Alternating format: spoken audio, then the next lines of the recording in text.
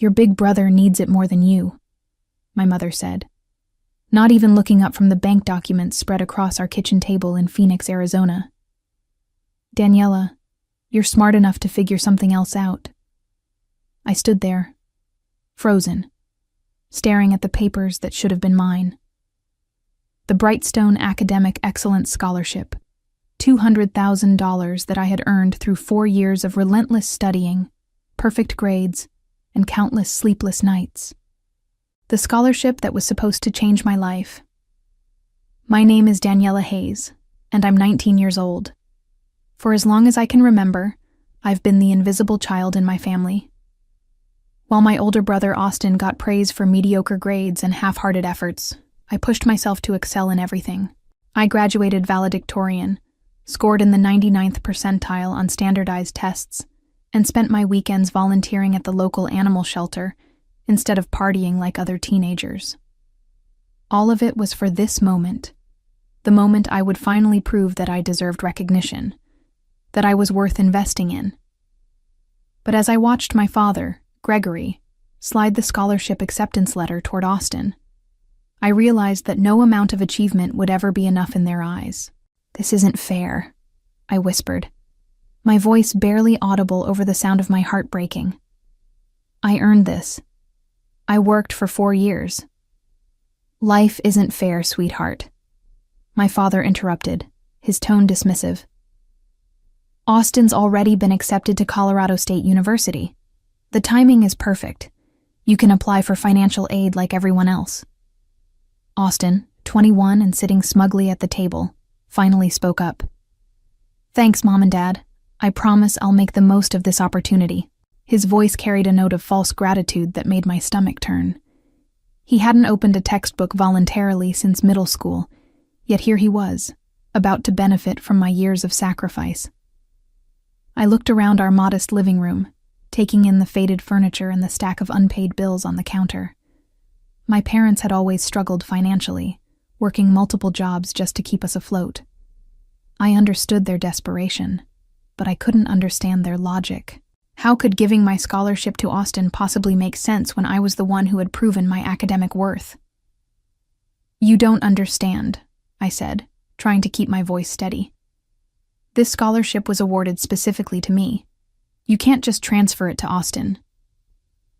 My mother finally looked up, her expression cold and calculating. "Actually, we can. Your father and I are still your legal guardians until you turn 21. We've already contacted the scholarship committee and explained that you've decided to take a gap year to help support the family. They've agreed to transfer the funds to Austin since he's also a qualified applicant from the same household." The room seemed to spin around me as the full scope of their betrayal became clear. Growing up in our small Phoenix home, I had always known that Austin was the favorite. It wasn't just the way my parents lit up when he walked into a room, or how they excused his failures while scrutinizing my every move. It was the fundamental difference in how they saw our futures. When Austin failed his sophomore year of high school, my parents hired an expensive tutor and made excuses to his teachers. When I struggled with advanced calculus during my junior year, they told me to figure it out myself because smart kids don't need help. When Austin got arrested for underage drinking at 17, they blamed his friends and grounded me for not being a better influence on your brother. When I won the regional science fair that same year, they skipped the ceremony because Austin had a basketball game. I learned early that love in our house was conditional and scarce, so I stopped asking for it and started earning it through achievements. I thought that if I could just be perfect enough, smart enough, successful enough, they would finally see my worth. The Brightstone Academic Excellence Scholarship had been my holy grail. It was awarded annually to one outstanding student in Arizona who demonstrated not only academic excellence, but also community leadership and financial need. I had spent months crafting my application, writing and rewriting my personal essays, gathering recommendation letters from teachers who actually believed in me. When the acceptance letter arrived 3 weeks ago, I had felt a rush of pure joy unlike anything I'd ever experienced. Finally, I had something that was mine alone, something that proved my worth in a way that couldn't be dismissed or overlooked. I should have known it was too good to last. How long have you been planning this? I asked, my voice hollow with disbelief. My father shuffled the papers uncomfortably. We only decided after Austin got his acceptance letter from Colorado State. He needs the scholarship to attend, Daniela. You're young. You have time to figure out other options. Other options? I laughed bitterly. Do you have any idea what I sacrificed for this? While Austin was out partying and failing classes, I was studying every single night. While he was sleeping in on weekends, I was volunteering and building my resume. This scholarship isn't just money. It's validation that all of that meant something. Austin leaned back in his chair, wearing that familiar smirk that had infuriated me since childhood. Come on, Danny. Don't be such a drama queen. It's not like you won't be able to go to college at all. You'll just have to work a little harder for it. The casual cruelty in his words hit me like a physical blow. This was the brother I had defended countless times, the person I had covered for when he stumbled home drunk, the family member I had tutored through his senior year of high school when he was failing 3 classes. But as I stood there, watching them divide up my future like it was a pizza, something cold and calculating settled in my chest. They thought they knew me, thought I was the quiet, compliant daughter who would accept whatever scraps they threw my way. They were about to learn exactly how wrong they were. That night, I sat in my bedroom staring at my laptop screen, the scholarship committee's contact information glowing in front of me. My parents thought they had covered all their bases, but they had made one crucial mistake. They had underestimated me. I picked up my phone and dialed the scholarship office. Brightstone Foundation. This is Patricia speaking. Hello, this is Daniela Hayes. I'm calling about my scholarship award. Oh yes, Daniela. Congratulations again. Though I have to say, we were surprised to receive the call from your parents about the transfer. It's quite unusual. My heart began to race. Actually, that's why I'm calling. I never authorized any transfer, and I'm not taking a gap year. My parents acted without my knowledge or consent. There was a long pause. I see. That's concerning. The transfer documents did seem somewhat irregular. Your parents claimed you were unable to call yourself due to a family emergency. What documents did they submit? They provided what appeared to be a signed letter from you requesting the transfer, along with your social security number and other personal information. But now that you mention it, the signature looked different from your original application. My hands began to shake as the full scope of their deception became clear. They hadn't just stolen my scholarship. They had committed fraud. Patricia, I need you to know that I never signed anything. My parents forged my signature and used my personal information without permission. This is identity theft. Oh my. This is a very serious situation, Daniela. We'll need to put an immediate hold on any fund transfers while we investigate. Can you come in tomorrow morning to file a formal complaint? Absolutely. After hanging up, I sat in the darkness of my room, my mind racing. My parents had committed multiple federal crimes: mail fraud, identity theft, and forgery. Part of me felt sick at the thought of what I was about to do, but a larger part felt a cold sense of justice settling over me. I opened my laptop and began documenting everything. I took photos of every document they had left on the kitchen table, including handwritten notes in my mother's handwriting that outlined their plan. I recorded voice memos detailing every conversation we'd had about the scholarship, including dates and specific quotes. Then I did something that would have been unthinkable to me just hours earlier. I researched the penalties for mail fraud and identity theft. What I found made my blood run cold and my resolve strengthen simultaneously. My parents were looking at potential federal charges that could result in years in prison and hundreds of thousands of dollars in fines. They had gambled with my future, thinking I was too weak or too loyal to fight back. But as I saved the last document to my secure folder and prepared for what would come next, I realized they had awakened something in me that I didn't even know existed. They wanted to steal my future? Fine. I was about to show them exactly what the cost of that decision would be. The next morning, I sat across from Patricia Williams, the Brightstone Foundation's director, in her pristine office overlooking downtown Phoenix. She was a woman in her 50s, with kind eyes that had grown increasingly concerned as I explained the situation. "I've reviewed all the documentation your parents submitted," she said, spreading the papers across her desk. "And you're absolutely right. This is clearly fraudulent. The signature doesn't match, and several details in the supposed letter from you contradict information in your original application." I leaned forward, my voice steady despite the earthquake happening in my chest. "What happens now?" "Well, we're immediately freezing any transfer of funds. But Daniela, this goes beyond our foundation. Your parents have committed serious federal crimes. I'm obligated to report this to the authorities." "I understand." Patricia studied my face carefully. "Are you prepared for what that means? Once we involve law enforcement, there's no going back. Your parents could face criminal charges." I thought about Austin's smug face the night before, about my mother's cold dismissal of my 4 years of sacrifice, about my father's casual cruelty in stealing my future. They made their choice when they decided to commit fraud. I'm just making sure there are consequences. 2 hours later, I walked out of the FBI's Phoenix field office after filing a formal complaint for mail fraud, identity theft, and wire fraud. Special Agent Jennifer Torres had taken my statement and seemed particularly interested in the handwritten notes my mother had left behind, notes that clearly outlined their premeditated plan to steal my scholarship. "Cases like this are taken very seriously," Agent Torres had told me. "The fact that they used your social security number and forged your signature elevates this to federal crimes. We'll be in touch within the next few days." When I returned home that afternoon, I found my parents and Austin celebrating in the living room. There were balloons and a cake that read, "Congratulations, Austin," in blue frosting. "There's our girl," my father called out cheerfully. "Come celebrate your brother's good fortune."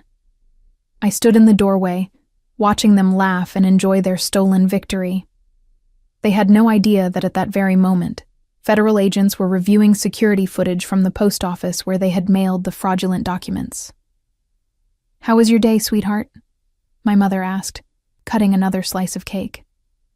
"Educational," I replied, accepting the plate she offered. "I learned a lot about federal fraud statutes and identity theft penalties." Austin laughed, completely missing the warning in my tone. "God, Danny, you're such a nerd. Even when you're upset, you're reading legal stuff?" "Something like that." My father raised his coffee mug in a mock toast. "To Austin's bright future at Colorado State." I raised my own glass of water. "To consequences," I said quietly. They all laughed, thinking I was making some philosophical joke about growing up. If only they knew.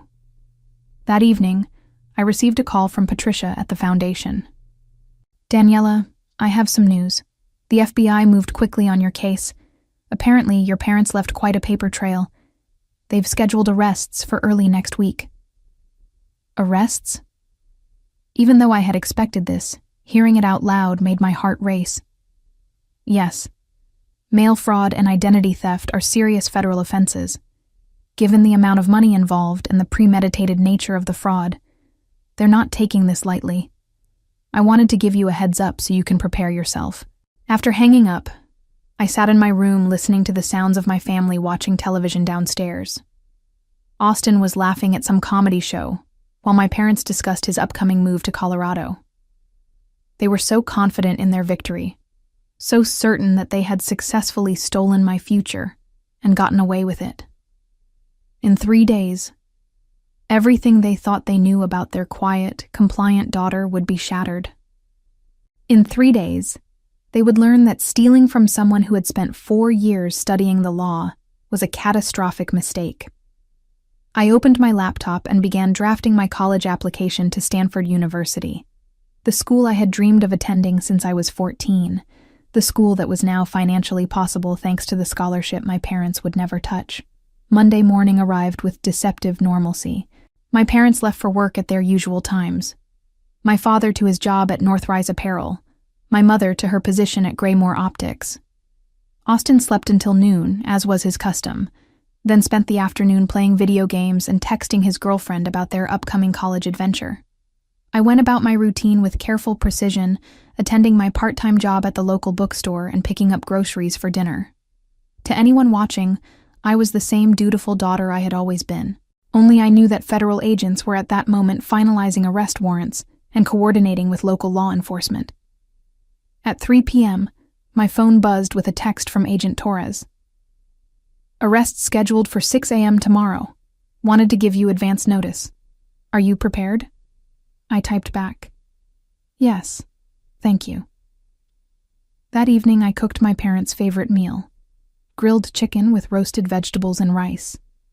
It seemed fitting somehow, a last supper before their world imploded. As we sat around the dinner table, Austin dominated the conversation with his plans for college. "I'm thinking about pledging a fraternity," he said, mouth full of food. "Dad, didn't you say you were in one?" My father nodded proudly. "Best years of my life. You'll make connections that'll last forever, son." "What about you, Danny?" Austin asked, almost as an afterthought. "Have you figured out your backup plan yet?" I set down my fork carefully. "Actually, yes. I've submitted applications to several schools with full-ride academic scholarships. Stanford, Harvard, MIT, schools that recognize actual merit." My mother scoffed. "Don't get your hopes up, sweetie. Those schools are extremely competitive. Maybe you should consider community college first." "Maybe," I said, taking another bite. "Though I have a feeling my circumstances are about to change dramatically." They laughed at what they thought was naive optimism. If only they knew. At 10 p.m., I helped my mother load the dishwasher while my father and Austin watched the news. "Daniela," she said quietly, "I hope you understand why we had to make this decision. Austin has struggled so much, and this scholarship could really turn his life around." I looked at her. Really looked at her.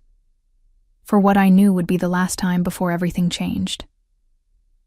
"I understand perfectly, Mom. You chose favoritism over fairness. You chose Austin's convenience over my dreams. You chose to steal rather than let me keep what I earned." She frowned, clearly not expecting such directness. "That's not how we see it." "I know. That's the problem." By 11 p.m., the house was quiet. I lay in bed, staring at the ceiling, knowing that in 7 hours, my family's life would explode. Part of me felt guilty, but a larger part felt a cold satisfaction. They had taught me that actions have consequences. Tomorrow they would learn that lesson themselves.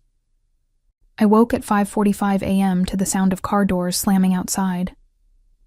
Through my bedroom window, I could see black SUVs parked in front of our house.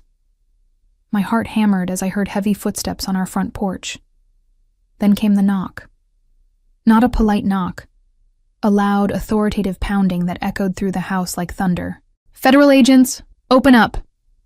I heard my parents' bedroom door fly open, heard my father's confused voice.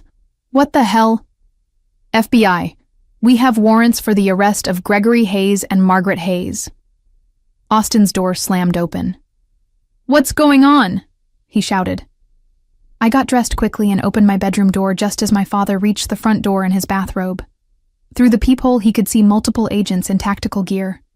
"This has to be a mistake," he whispered to my mother, who stood behind him clutching her robe.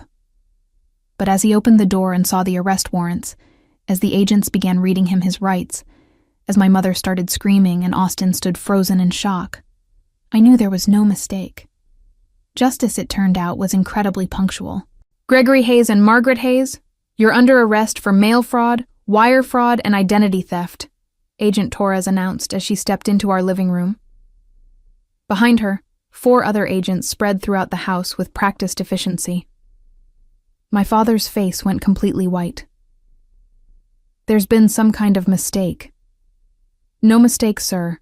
We have evidence that you fraudulently used your daughter's identity to redirect scholarship funds to your son. You have the right to remain silent." As Agent Torres continued reading their rights, I watched my parents' world crumble in real time. My mother collapsed onto the couch, sobbing hysterically, while my father stood frozen in disbelief. Austin ran down the stairs in his pajamas, his hair wild with sleep. What's happening? Who are these people? Austin Hayes? Agent Torres turned to him. You're not under arrest, but we'll need to speak with you about your knowledge of the scholarship fraud. Fraud? Austin's voice cracked. What fraud? I stepped forward from the hallway where I had been watching. The fraud our parents committed when they stole my scholarship and gave it to you. Every head in the room turned toward me. My parents' expressions shifted from confusion to horror as they realized what had happened. Daniela, my mother whispered. What did you do? I reported crimes to the authorities, I said calmly. Identity theft, mail fraud, wire fraud, all federal offenses. My father's face twisted with rage. You called the FBI on your own family? You stole my future from your own daughter, I replied, my voice steady as steel. I simply made sure there were consequences. Agent Torres stepped between us. Mr. Hayes, Mrs. Hayes, we need you to come with us now. As they led my parents away in handcuffs, I heard my mother screaming, How could you do this to us? We're your family. I followed them outside, where neighbors had gathered on their lawns to watch the spectacle. News vans were already arriving. Apparently, federal fraud arrests in quiet Phoenix neighborhoods were newsworthy. Daniela Hayes? A reporter thrust a microphone toward me. Can you comment on your parents' arrest? I looked directly into the camera. Merit should be rewarded, not stolen. Actions have consequences. That's all. Austin grabbed my arm as I turned to go back inside. Danny, you have to fix this. They're our parents. I pulled free of his grip. They stopped being my parents the moment they decided to steal from me. And Austin, the scholarship committee has been notified that the funds were obtained fraudulently. Colorado State will be informed that your full-ride scholarship is invalid. His face went pale. But I already quit my job. I already signed the housing contract. What am I supposed to do? Figure it out, I said, echoing the words our parents had thrown at me just days earlier. You're smart enough, right? As I walked back into the house, my phone was already ringing. Patricia from the Brightstone Foundation. Daniela, I'm watching the news coverage. Are you all right? I'm perfect, I said, and for the first time in years, I meant it. When will my scholarship funds be available? Immediately. And Daniela? Stanford University called this morning. When they heard about your situation, they offered you a full academic scholarship with a personal endorsement from the dean. It seems your story has inspired a lot of people. I sank onto the couch, overwhelmed by the sudden shift in my fortunes. In the space of 1 week, I had gone from having my dreams stolen to having opportunities beyond my wildest imagination. Through the window, I could see Austin sitting on the front steps, his head in his hands, finally understanding that his free ride was over. My parents were gone, facing years in federal prison. And me? I was finally free to become everything I had always known I could be. The trial took place 6 months later in the federal district court in Phoenix. I sat in the front row of the gallery, watching as my parents were led into the courtroom in orange jumpsuits. They had aged dramatically during their time in federal custody. My father's hair had gone completely gray, and my mother looked frail and broken. The prosecutor laid out the case with methodical precision. The fraudulent signature on the scholarship transfer request, the forged identification documents, the deliberate use of my social security number without consent, the paper trail of emails between my parents discussing their plan to redirect Daniela's money to where it would do more good. When it came time for victim impact statements, I stood and walked to the podium. My parents looked at me with a mixture of hope and fear, perhaps thinking I would show mercy, ask for leniency. Your Honor, I began, my voice clear and strong. For 19 years, I believed that hard work and dedication would be rewarded in my family. I believed that earning the highest scholarship in the state through 4 years of sacrifice meant something. Instead, I learned that in my parents' eyes, my achievements were just resources to be redistributed to my brother. I looked directly at them. They didn't just steal money. They stole my trust, my faith in family, and nearly stole my future. Federal crimes deserve federal consequences. The judge nodded gravely. Thank you, Miss Hayes. My father tried to speak, his voice breaking. Daniela, sweetheart, You thought wrong, I interrupted. You thought I was weak enough to accept this. You were wrong about that too.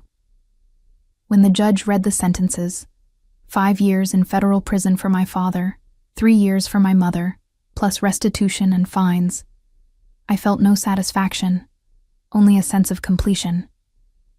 Justice had been served. As they were led away, my mother looked back at me one last time. The expression on her face was one of complete bewilderment, as if she still couldn't understand how her quiet, obedient daughter had brought down their entire world. 1 year later, I stood in Stanford University's Memorial Auditorium, delivering the keynote address to incoming freshmen. The irony wasn't lost on me. The girl whose parents had tried to steal her education was now speaking to hundreds of students about the value of perseverance and integrity. Sometimes the people closest to us will try to diminish our achievements, I told the audience. They'll tell us we don't deserve what we've earned, that someone else needs it more. But your accomplishments are yours. Your merit is yours. Never let anyone convince you otherwise. After the speech, a young woman approached me. Miss Hayes, I just wanted to thank you. My family tried to pressure me into giving up my scholarship to my cousin. Your story gave me the courage to stand up for myself. Stories like hers had become common over the past year. My case had sparked a national conversation about academic merit, family dynamics, and the importance of protecting students' educational rights. Several universities had changed their policies to prevent scholarship transfers, and new federal legislation was being drafted to close loopholes in identity theft protection. Meanwhile, Austin had spent the year working at a fast food restaurant, trying to save money for community college. He had reached out several times, asking if I could help him or put in a good word somewhere. I had politely declined each time. Some consequences I had learned were educational in themselves. As for my parents, they had tried to contact me through letters from prison. I had returned each one unopened. They had made their choice when they chose to steal from me. I had made mine when I chose to fight back. Standing on that Stanford stage, looking out at hundreds of bright young faces, I realized that sometimes the greatest gift you can give someone is the chance to face the consequences of their actions. And sometimes, the greatest gift you can give yourself is the courage to demand justice. My parents served their full sentences in federal prison, emerging to find their reputations destroyed and their financial lives in ruins. The fraud conviction made them unemployable in their previous careers, and they were forced to declare bankruptcy to pay the restitution and legal fees. My father took a job as a night security guard, while my mother cleaned offices, both earning a fraction of their former salaries. Austin never made it to college, spending years working minimum wage jobs and struggling with the reality that his free ride had cost his family everything. The three of them rented a small apartment across town, their relationship fractured by blame and resentment over the choices that had led to their downfall. As I walked across the Stanford graduation stage 4 years later, diploma in hand, an acceptance letter to Harvard Law School in my bag, I reflected on the journey that had brought me here. The quiet, obedient daughter they had tried to silence had found her voice through seeking justice. Sometimes the people who try to steal your future end up giving you the strength to build something even better than you originally dreamed.